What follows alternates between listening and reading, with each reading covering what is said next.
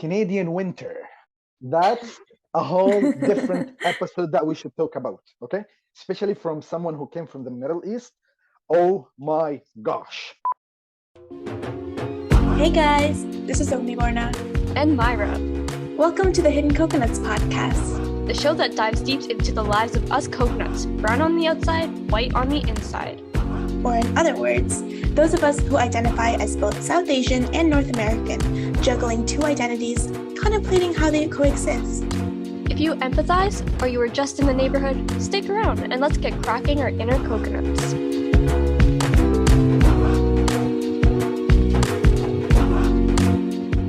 Alright, today we are joined by a special guest, Marwan, somebody I met in Quebec when I went for my Explore program.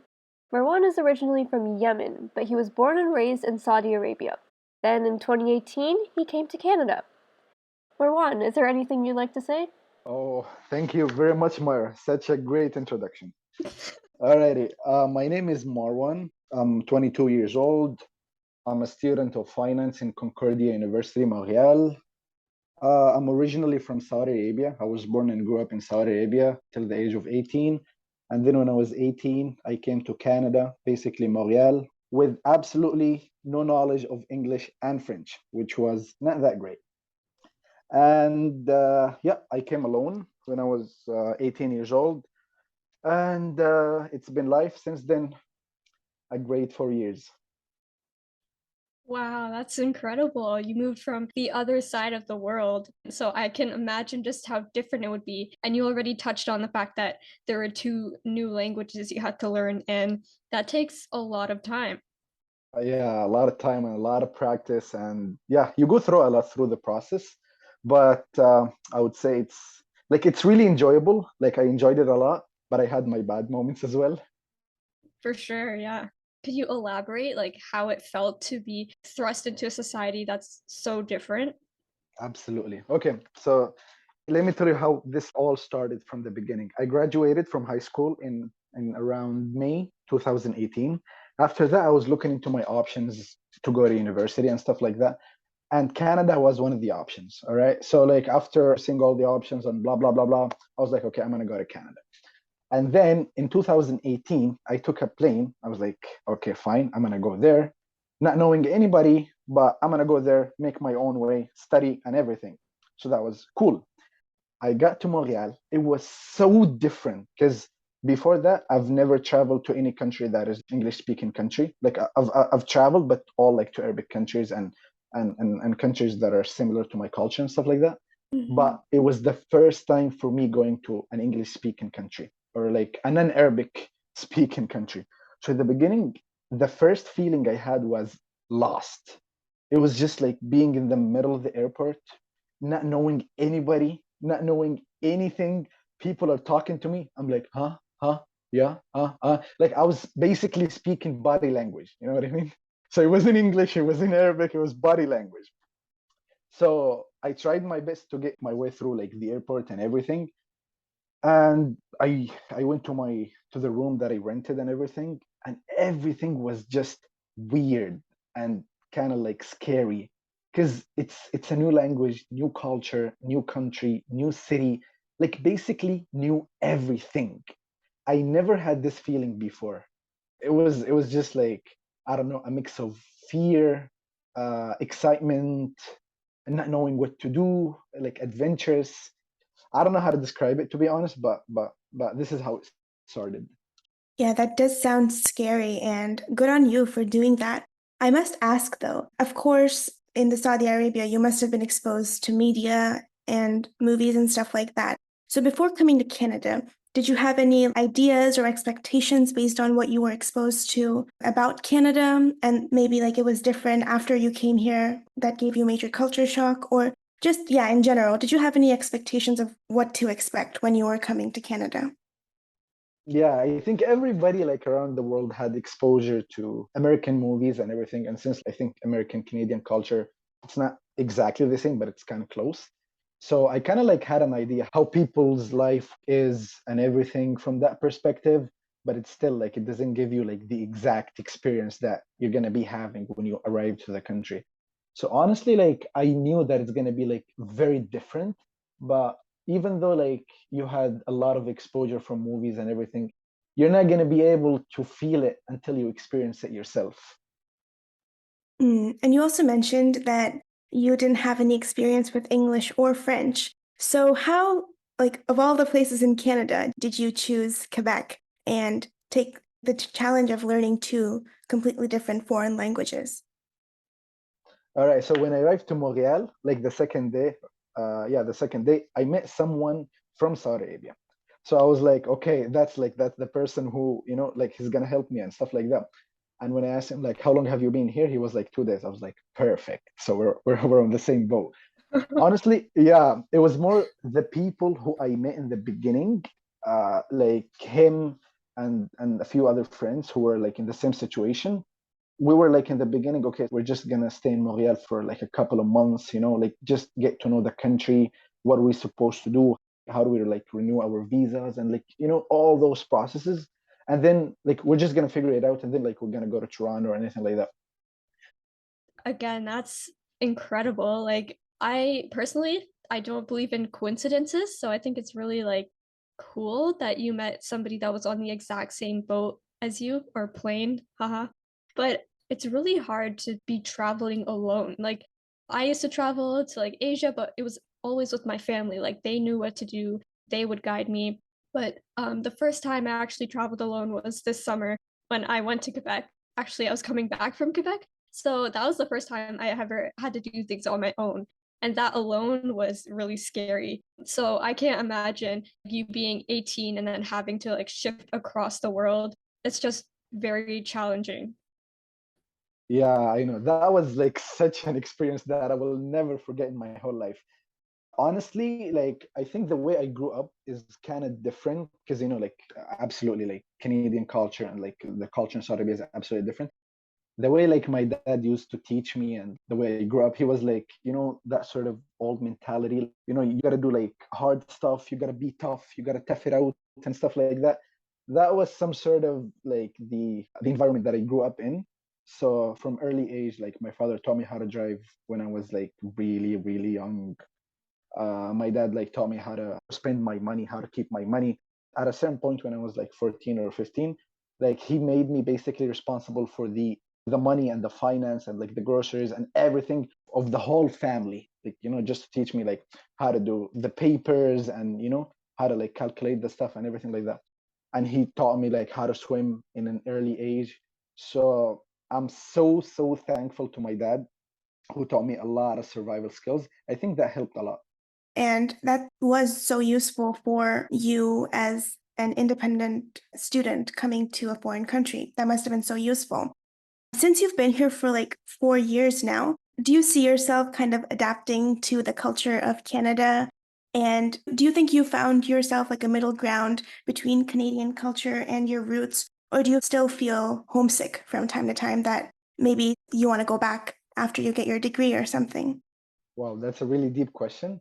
I think I've come a long way, but no matter what happens, as long as you're born in a country and you grew up in that country and like you immigrated to another country, you will always feel some sort of being in the middle of the two cultures. Yeah, like you're gonna have some problems with belongings and stuff like that because you kind of like not 100% in here or like not 100% in there. Like there's always some language barriers, work barriers, a lot of things. But it has gotten like way better, way better. And I think like the language barrier is like one of the biggest barriers because I mean, even in terms of communicating with others, like learning the language in a practical way, not the same as learning the language and you can have like deep, full conversations with the language. So, for example, most of the immigrants who come in here, like they can't learn English in a very deep level. Like they're going to have the practical knowledge, right? They're going to be able to work, live their lives in English or in French, but are they going to be able like to fully immerse in the community? That's really difficult. The younger you are, the better. But for me, I think I've come a long way. I think Myra knows more about this since like she was with me in La Pocatel. Myra, what do you think about this? I really want to get your opinion about this one. Well, I just have to say the way that you speak is like phenomenal. Like considering that you've been here for 4 years, like that's not a long time to learn a language, but you're able to communicate in that deep way that you were just talking about. So congrats on that. But also I get it because especially if we look at that little town in Quebec where we went, La Pocatière, we were like the only brown people.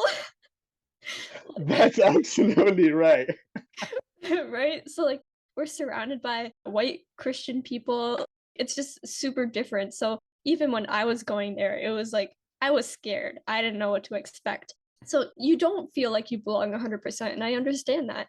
Yeah, honestly, like the experience in La Pocatello, oh my gosh, it was one of the best experiences that I had.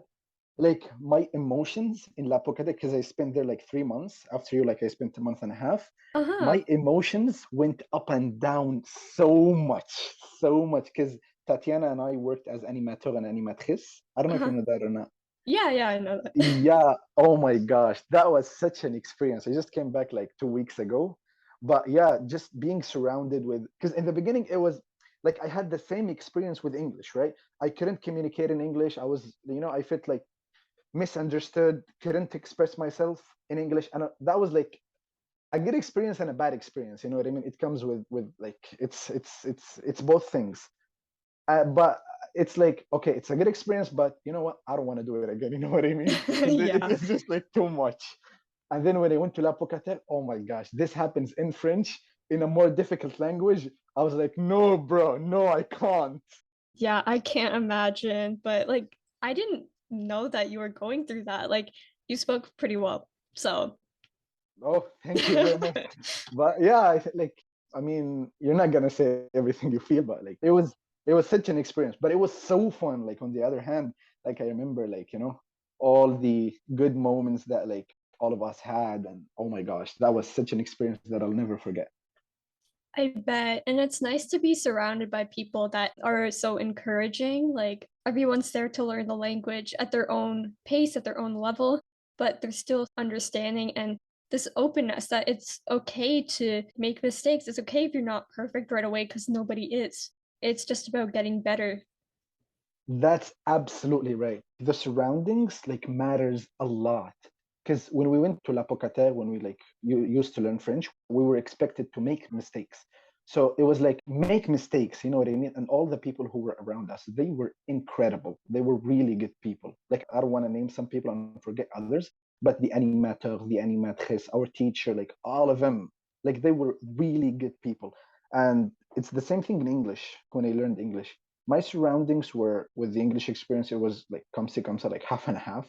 I mean, if you're surrounded by good people who will support you when you make mistakes, oh my gosh, that's a blessing. But sometimes when you don't speak like the language really well, and I don't know, like you do something at the hospital or something like that, and like the person in front of you, he's like at the end of the day, and he's like, okay, so what do you want to do? And he speaks fast, and you kind of like don't understand anything. You're kind of like missing the whole thing. Yeah, that experience makes you feel honestly so bad. So yeah, surroundings matter so much. Yeah, I agree 100%. I was interested in knowing about, since you were talking about how the people in your environment matters, does that mean maybe when you first came here or maybe now, just based off of what the news says and a lot of like recent news about Quebec and their new bill, have you experienced any time where the atmosphere wasn't as great as it could have been? Yes, honestly. One of the decisions that I made before going to explore with Myra and the others, I was like, I'm either gonna go there and get the French language like mastered or like, just be able to have the practical knowledge, or I'm gonna get out of Quebec. Because honestly, it's so stressful when you're misunderstood, when you can't like express yourself, when you speak in a language that others prefer you to speak another, I would say, it is so stressful. So I was like, I'm gonna go to La Pocata, I'm gonna stay there. If I get the language, I see improvement, fine. I'll take it from there and I'll stay in Montreal and everything's gonna be fine. If I couldn't take the language, if I couldn't like learn it, it's not like you can't learn it. It's more like it takes a lot of time. I'm just gonna get out of Quebec. And honestly, in Quebec, sometimes when you go like to some places, like people will prefer that you speak French with them. You know what I mean? Even if your French is not that good. Yeah, that's so noticeable in Quebec, honestly speaking. But I think my French has gotten like a lot better right now, and I could stay in Quebec. Well, that's awesome. And I can imagine it's not easy because all that we want is to be understood correctly. When we talk, we're communicating for a reason because we want to be understood. We have messages that we want to share. One more thing that I really want to talk about is Canadian winter. That's a whole different episode that we should talk about, okay? Especially from someone who came from the Middle East. Oh my gosh. That's all what I can say. It was really difficult even to pick the clothes. People like will not imagine this, but when you're an immigrant, you find a lot of difficulties getting to know the good material for the winter weather from the bad material. I mean, you gotta buy a lot of stuff. For sure. And I'm sure you're definitely not used to that because in Saudi Arabia, like, I don't know, what's the temperature, the lowest temperature there? In my city, in Jeddah, the Mhm. city I came from, the lowest temperature that I experienced in Jeddah was, I think, 17. What? Yes, what? Yes, yeah, that's what I'm talking about. But in summer, it's too hot. Like, it's really, really hot. Like, it gets to 50. Okay, that's a lot. Yeah. So, like, the first time I saw snow, it was here, like, in Montreal. I was actually, like, taking a shower, and, like, my roommate screamed. He was like, "Oh, yo, it started snowing. It started snowing." And then I was like, "Oh, really? Like, I really want to know. Like, I really want to see the snow because I've never seen the snow in my whole life." I was like, "Okay, fine." I opened the window. I was taking a shower at the time. I opened the window. I was like, "Oh my gosh, it's snow." I was like, touching it and feeling it. Like, what is this? What's this weird thing? And it's like after a couple seconds when you realize that snow is cold, you've had enough. Yeah, yeah. I mean, it took me like some time to be honest, like to get enough of it. But another thing is the shoveling when you have a car. Oh mon dieu, the Yeah. Painful. shoveling thing. Bro, you gotta have muscles to do that. Yeah. Especially like Yeah. when there's a snowstorm and stuff like that. Brrr, it couldn't get any worse. Like you don't need a Yeah. gym membership in the winter. You just have to shovel snow. You'll be good. Oh my gosh. Right now, I'm ready to pay whatever amount of money. I mean, not whatever amount of money, but I mean like a decent amount of money for someone, like to do like the shoveling or something like that. Because it just like it takes so much time from you. And it's not just the work. The bad thing is not the work itself, is it's more about staying out in the cold. I can't take it. I'm not used to it. Yeah, just based off of having to go out and shovel, it reminded me that since you came here in 2018, you were here well before the pandemic started. So you must have been here during the pandemic, and lockdown might have prevented you from going outside in the snow for a bit. So how was that experience, like being locked down in a foreign country? For who knew how long you'd be stuck here like that? Oh, wow. I'll start by saying at a certain point, I was like, no, I can't do this. And I'm just going to book a ticket and go back like to Saudi Arabia, just to stay with my family. But, airports were shut down and everything. But honestly, it was a really, really difficult experience, but I learned a lot from it. I learned a lot from it. It was so bad just staying inside, not going anywhere. But the good thing about it is that my roommates were at the time from the same culture that I came from. So that helped a lot.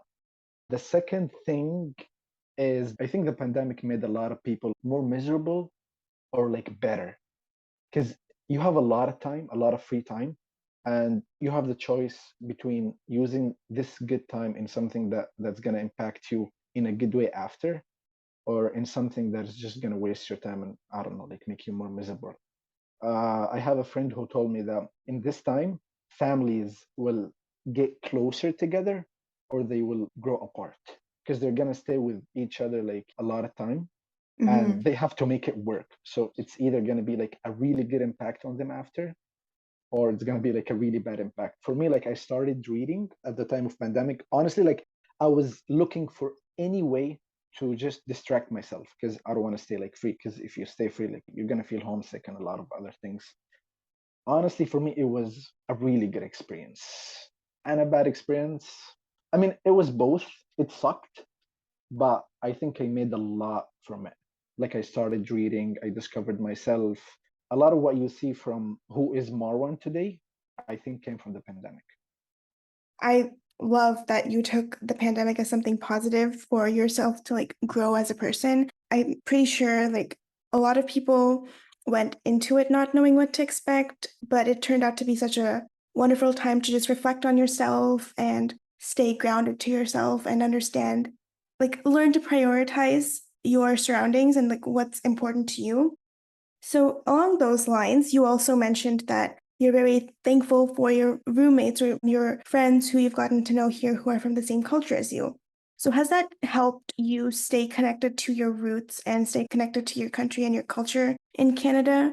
Like, based on what your daily routines are, daily habits are, has being close to people of your culture helped you preserve your routines from back home? Okay, I think like when you come to a new country like Canada, you gotta basically do both things. You gotta connect to people who are from your culture and just not to feel homesick and stuff like that. But at the same time, you gotta immerse with the Canadian community, right? You can't do Mm, like one without the other. That's my point of view and that's my experience. But in difficult times like this, you're usually looking for comfort, right? I mean, you're not gonna be like, going out and doing activities and going like to university and immerse with the community. You're more looking for comfort and people from the same ground as you because it's already a difficult time, right? So you just want to basically be speaking the same language, you know what I mean? It's already difficult. Like you don't want to make it more difficult. So that helped a lot.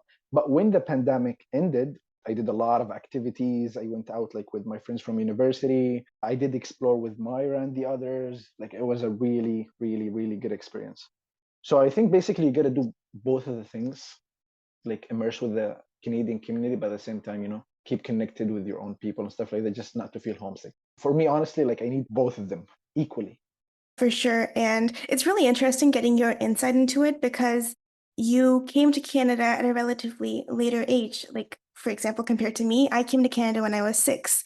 So even though I have a good idea and a good connection to my Bangladeshi roots, I did grow up in this country with this customs. And as much as I love Bangladesh and I love learning about Bangladesh and being connected to my culture, at the end of the day, most of my practices are going to be more Canada influenced. So it's really interesting to hear about your perspective and how you are finding Canada. It's cool.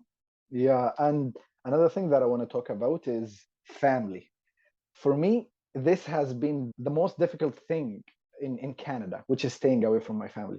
Even at a certain point, I was like, okay, if my family comes here, like it's fine. You know what I mean? I don't want to go back to Saudi Arabia or anything like that. It's not like I don't want to go back to Saudi Arabia. It's more like if I have my family with me, I'm going to be more comfortable, to be honest, because I'm really, really, really close to my family. Like sometimes I just miss my mom so much, honestly. So one of the most difficult things for me, to be honest, is family. Yeah, absolutely. So even I can go off of that. Family is basically home. Home doesn't have to be a house or a place. It's where you feel like you belong. And for me, that's a similar case, especially with my parents. Like, I feel like they're my best friends. And even having been born and raised here, I don't feel like I completely belong or fit in with the society and culture. And the one thing that does give me some kind of like peace and just like satisfaction is knowing that I have a family who's loving and caring and just always there to listen to me. So I understand where you're coming from for sure. Yeah, honestly, like this is the only thing that I can't replace. It's just irreplaceable. You know what I mean? Other things, I don't know, like you can work it out. Like I had honestly like friends from Saudi Arabia. Like I don't even consider them as friends. They're like brothers and sisters to me, you know what I mean? They're absolutely more than friends. But I mean, it's not like you can work it out. I mean, you're gonna meet new people in here. Like it's gonna get better. Parents, like those two people, that's like I just can't, honestly. Hypothetically, if you had your parents with you, do you think you'd want to live with them in Canada or to be close to them? Do you think you'd want to go back to Saudi Arabia? I mean, if I have the option to go back to Saudi Arabia, honestly, and live there, like that's gonna be better. If we're just talking purely about what I prefer, right? Not what the circumstances are. Yeah. Yeah, it's like if you grow up in a country for 18 years, and because I came here when I was 18, like not that young, honestly, like I would just prefer to go back there. But that's just, if I can do what I prefer, but it's not always the case. This is off topic, but you mentioned that you're a finance student, if I recall correctly. Yep. So far we've been talking a lot about language and French and English. I'm assuming you knew the degree you were pursuing before coming to Canada. So, did you have an idea of how the degree was going to play out or what you were going to study? And was it a different experience in real life based on what you expected? And is finance something you enjoy, you chose, and you see yourself having a career with? Okay, honestly, when I came here when I was 18, like I was kind of like clueless about what I wanted to do. I think everybody at that age, they're kind of clueless. But what I discovered is that I'm interested in a lot of things. Because in the beginning, my degree was in marketing, and then I changed it to business administration. And after that, like I did finance. And I'm really into arts, I'm really into music, I'm really into a lot of things. So I really love finance, especially like the investment side of it. But honestly, this is a problem that I'm having right now is that I can't stay in one place. So like if there's a career that would give me the opportunity to do finance for 3 years and then marketing for another 3 years and then I don't know, like arts for another 3 years, like I'll absolutely go and pursue that career. So I'm still kind of like figuring it out, but finance and investment as a beginning interests me. Yeah, absolutely does. I love that. And we recently talked about this on an episode about how environmental or familial pressures can kind of sway us into different directions of our field. Has your family's support helped you or motivated you or guided you to stay or change your goals or what you're trying to pursue out of your degree? Yeah, absolutely all the time. Like I consult with them a lot.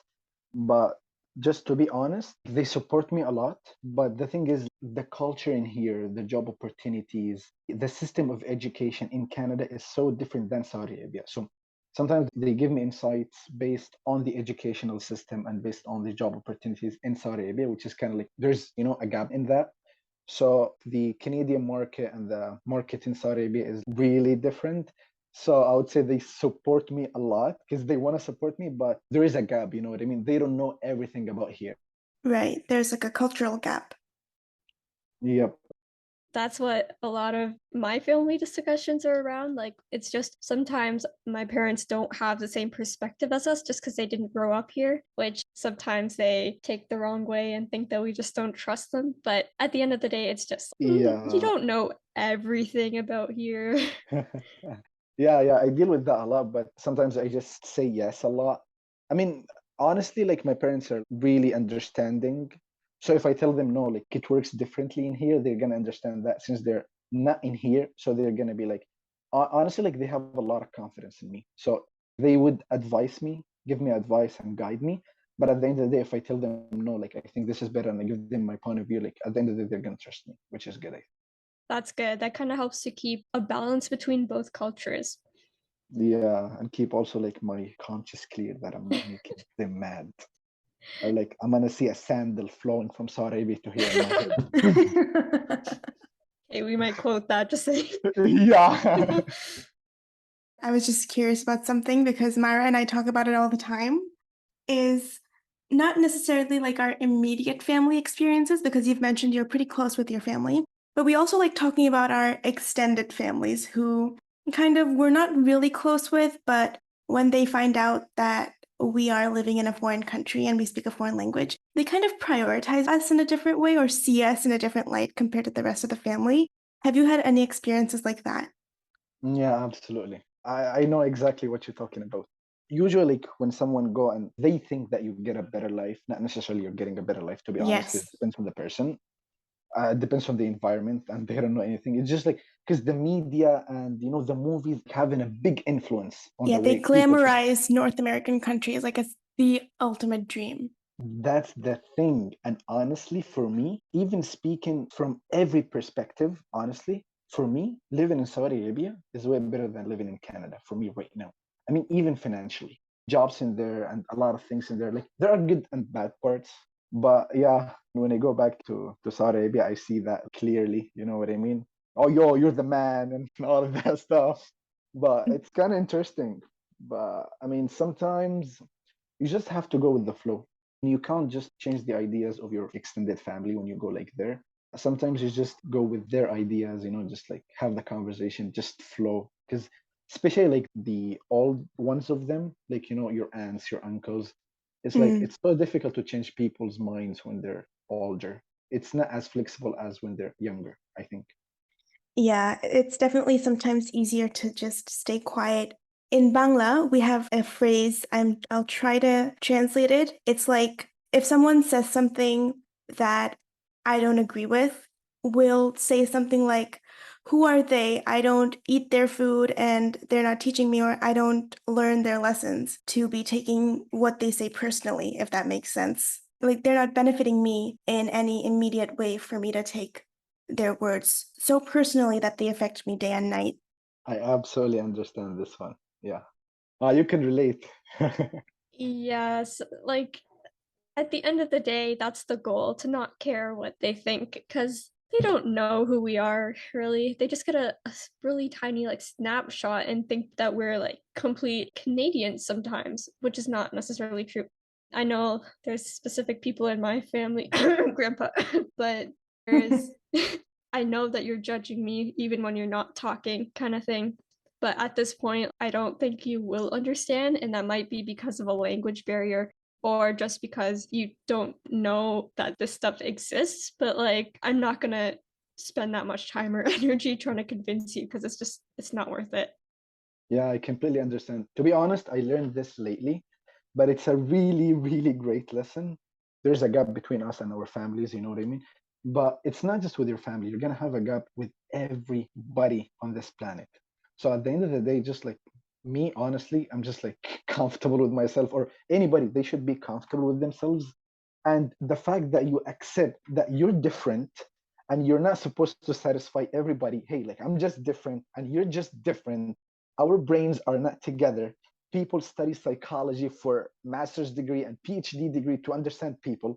And you think you're gonna understand me that fast? Okay, fine. Like we agree to disagree. You know what I mean? Like you're good, I'm good. Bye bye. Preach. I totally agree. I used to care a lot at one point, and I guarantee that was like the time I was the most depressed. So, not worth it. Yeah, honestly, not worth it. I mean, as long as you're respecting people's limits, okay, and you're respecting your own limits, and you did your best, not to hurt other people or anything like that, after that, it's kind of like not your responsibility. Yeah, if you're not willing to take advice from them, why are you taking criticism for them? Is basically what I like to say. Absolutely. Well said. Another thing, I don't know if this can go live or not, but oh my gosh, that's one of the worst experiences maybe that I had, but it was so funny. That was maybe in the second day of Montreal or the third day in Montreal. Okay. So I arrived there. I wanted to get to know people and, like experience the culture. I had that excitement inside of me. I was like, fine, I'm going to go to downtown Montreal. Like it's the weekend. I want to see people. Like I want to see how people like are living their lives because it's just so different, right? I was like, okay, fine. So I went there. I thought that there's going to be some sort of festivals, celebrations. I don't know, anything that is interesting. So my English was so bad at the time, right? So I was like, okay, I'm gonna ask someone if there is festivals or anything like that in downtown Montreal. So I was preparing the phrase in my head. Okay, so I am a tourist and I am looking for gatherings. I'm a tourist and I'm looking for gatherings. And I was repeating it in my mind. And the more you repeat it, the more possibility that you're gonna fuck it up. I mean, no, that's gonna be cut. The more you repeat it, the more possibility that you're gonna, like miss. Hey, how do you say fuck it up in a good way? Screw it Um, up. Screw it up. Yeah. Yeah. So basically, the more you repeat it in your head, the more chances that you're gonna screw it up. So I went to that lady. I was like, "Hey, how's it going, ma'am?" And she was like, "Good." And I was like, "Okay, so I am a terrorist and I'm looking for gatherings." no. And she was like, "Bro," her face, everything just like stopped. Like it's a pose. And I was like, Please tell me this is a dream. this is a true story that happened to me. Okay. That was like, the first interaction with a real Canadian, aside from the like immigration officers and I mean the airport thing and all of that.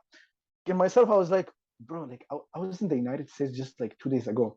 Like they're so nice. Why are people here like not responding? And her face was just like so different. And then she just walked away. She just like ignored me and walked away.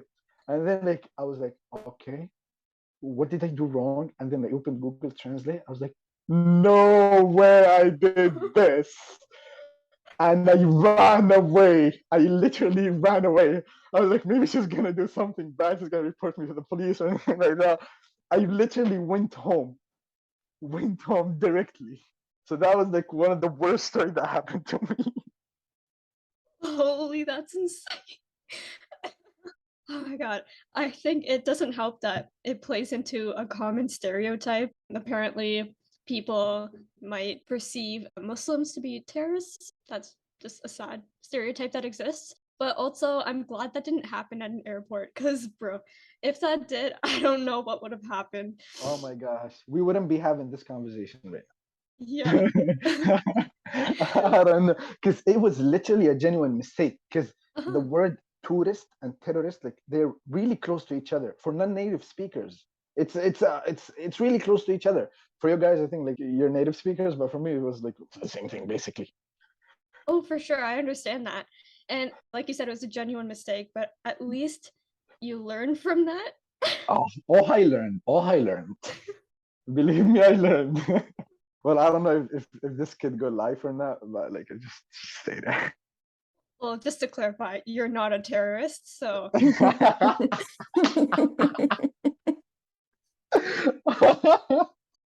Oh my gosh. how do we take the conversation from there? Yeah, that's the thing. I'm trying to figure it out. So you mentioned festivals. Did you ever Yeah. did you ever end up going to one? Because I know Montreal has some really cool carnivals I've been to. Oh yeah, that's one of the best things honestly in Montreal, like the festivals and like, like in summer it's basically like every weekend. That's so nice to be honest. Yeah, I've been to a lot of them. I have to ask, have you taken a picture with Bonhomme, the snowman guy, during Carnival? No, what is that? What is No. Bonob? Myra, do you know? I'm pretty sure you know. Yeah, I know who Bonham is. Okay, so you gotta explain right now. So it's this like snowman mascot dude in a costume, but he's so cute. I don't know how to explain it.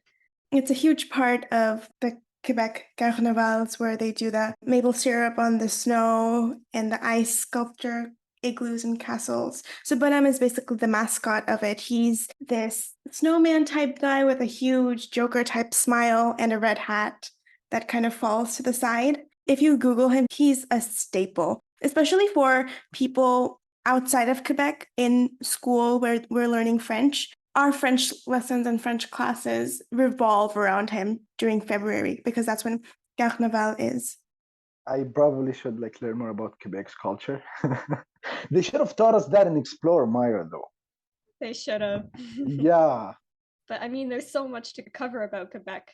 It's very unique. There are very few places that are as special as Quebec, I would say. Yeah, honestly, like I've been living in Montreal for 4 years. When you live like in Montreal for a while, it gets really difficult to get out of it, just like to go to another province because the uniqueness of the English language and the French language together, people like speak both of the languages and Quebec's culture with the English culture. Like in Montreal, you kind of like see the two, and it's a really good mix. It's just so rich. You don't have that combination almost anywhere else. So I understand that. Yeah, and like my friends in university who are born in here, they're gonna speak to me in English. I mean, okay, fine, like I understand. And then all of a sudden they're gonna switch to French. Like my brain goes like, oh, yo, stop, stop, stop, stop. No, no, no, no. You know what I mean? Like, okay, if you're gonna speak French, like I don't mind it, but like just speak French or just speak English. But they speak both of the languages because there's like certain expressions that it's better explained in just French, and there's certain expressions that are better explained just in English. Oh, I agree. And it's hard to train your brain to differentiate those two languages, but at the same time, you're building those skills really fast, which is tough, but also amazing. Okay, so I think you guys asked me enough questions. It's my turn to ask you questions. Uh-oh. Uh-oh. Go for it. Yeah. Yeah, let's make this about you a little bit. How did you guys start this podcast? I mean, I Yeah, really want to know. Eggy. Come on, tell them. Yeah, go ahead, Eggy. So basically, before I started this podcast, I had another project, a little tiny project called Mission Marigold I did within my high school, where we'd handwritten messages to all 1,200 students in the school. So that was kind of a high school thing. So after high school, I wanted to do something different. And since I am in a psychology specialist program, so analyzing people, analyzing how people mesh with different cultures and societies, like I thrive off of that. I love learning about all things human mind. So I wanted to like learn about us who grew up in Canada or like have lived in Canada, but our roots are different. Like we come from different countries because each of our experiences are different and each of us have our own stories that can sometimes get hidden by mass media because mass media glamorizes the Western world. And even like in our motherlands, like back home, like you mentioned, there's such a huge glamorization of how they see America, how they see us coconuts, as we call it, how they see us and how they expect us to live compared to the realities. So I just wanted to like touch up on the reality. And I reached out to Maira because I know she'd be just as interested in this. And she's also passionate about raising awareness and creating social change. So yeah, that's basically how it started. We just wanted to share other people's stories in a platform that other people can reach out to, learn about, connect with. You don't see that as much as you should compared to how multicultural Canada is becoming. Wow, wow. Like kudos for you guys. To be honest, it's the first time I see such a podcast. I mean, touching on something that is like I would say a vital part of Canada because Canada is like a country of immigration. A lot of people immigrate to it, and I kind of like haven't seen anyone talking about like like those gaps and like like my culture and like the Canadian culture and all of that. So wow, like kudos for you starting this and keep going. Thank you. That means a lot. Just to add to that, I think we both reached a point where, like you said, these conversations haven't really taken place in the past, and we just thought that like they need to happen because there's so much that goes on, and I think the world should know about. So yeah, so thank you again for being part of this. Your story is very unique, and we enjoyed listening to what you had to say up till now. Well, thank you very, very much, Myra and Aggie, for having me. It's such a pleasure for me to be here and share my story. Hope you guys enjoyed as well. And yep, I think that's it. Thank you so much. Myra covered it really nicely. It was so nice to hear a different perspective. And we really appreciate you taking the time so late at night to chat with us. Yeah, absolutely. Thank you very much for that. Honestly, one of the things that I got surprised about is that I thought that the fitting in thing and like I thought that I'm the only one who had this in the beginning or just like immigrants maybe. But when you guys told me that you're like, maybe like first or second gen like immigrants or you guys came like, you know what I mean, early on in your life and you're feeling the same way that I feel, it helps a lot. And I think there's a lot of people out there who are like feeling the same thing, but there is nobody basically talking about it. But I think when they listen to this podcast or like since you guys like keep doing this and everything, it's gonna have a great impact. I'm grinning so hard right now. Thank you. That's the goal. We want people to be able to feel comfortable and relate and know that you're not alone. Yeah, that's the thing. The fact that you're not alone, there's like other people going through the same experience. This makes you like more comfortable, honestly. Absolutely. You've reached the end of another episode of The Hidden Coconuts. Thanks for listening.